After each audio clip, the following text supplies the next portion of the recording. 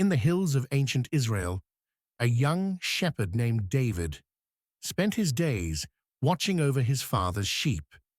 He was the youngest of 8 brothers, often overlooked and considered too insignificant for anything important.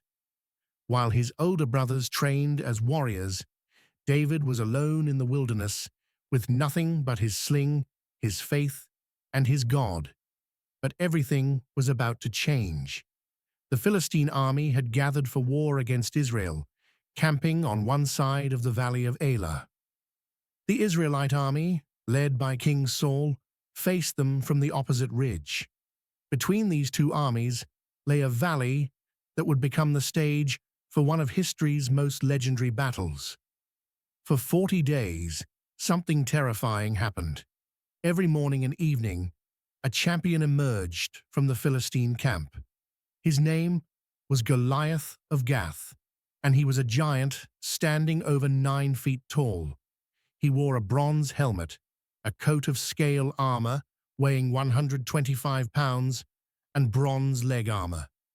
His spear shaft was as thick as a weaver's beam, with an iron point weighing 15 pounds. A shield-bearer walked before him, struggling under the weight of a massive shield. Goliath would stride into the valley, his footsteps shaking the ground, his voice booming like thunder across the hillsides.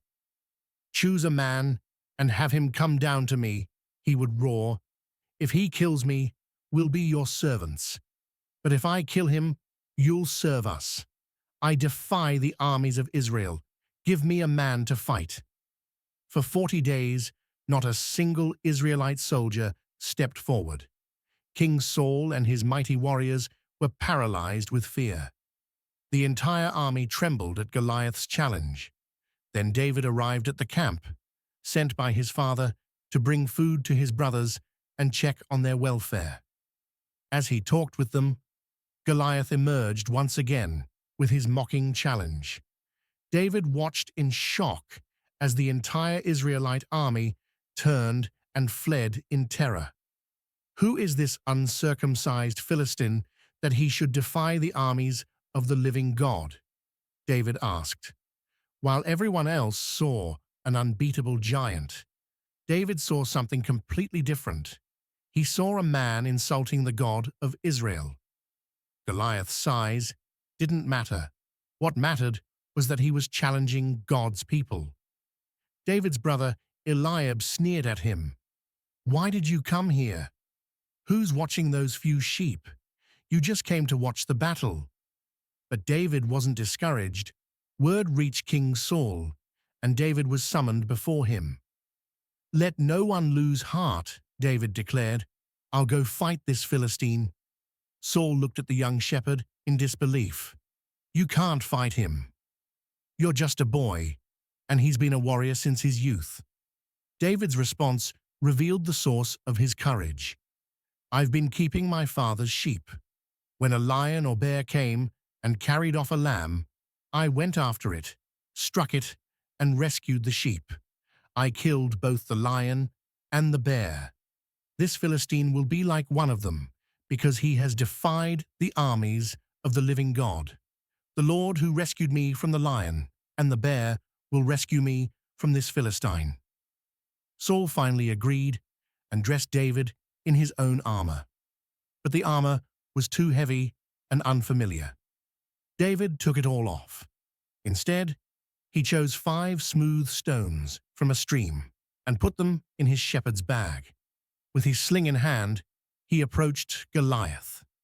When the giant saw David, he was insulted. "Am I a dog that you come at me with sticks?" Goliath cursed David by his gods. "Come here, and I'll give your flesh to the birds and wild animals." David's response echoed across the valley with absolute confidence. "You come against me with sword and spear, but I come against you in the name of the Lord Almighty, the God of the armies of Israel, whom you have defied. This day the Lord will deliver you into my hands. All those gathered here will know that it is not by sword or spear that the Lord saves, for the battle is the Lord's." As Goliath moved closer, David ran toward the battle line. He reached into his bag, took out a stone, and slung it with deadly accuracy.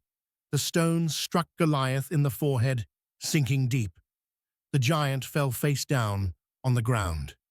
With no sword in his hand, David had defeated the champion of the Philistines. He ran and stood over Goliath, drew the giant's own sword, and finished what God had started. When the Philistines saw their hero was dead, they turned and ran. Israel pursued them with shouts of victory. The shepherd boy, who everyone overlooked, had become Israel's greatest champion, not through his own strength, but through faith in the God who fights for his people.